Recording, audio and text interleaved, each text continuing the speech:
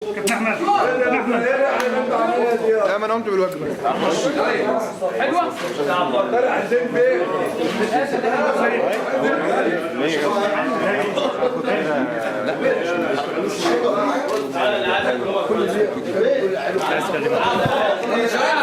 سلم عليكم كلهم. ايوه عاشور جاي اهو.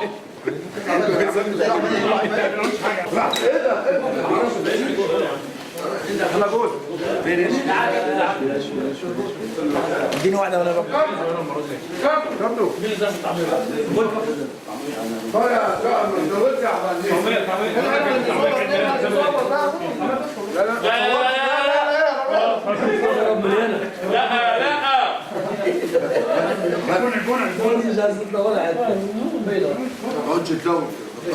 اربع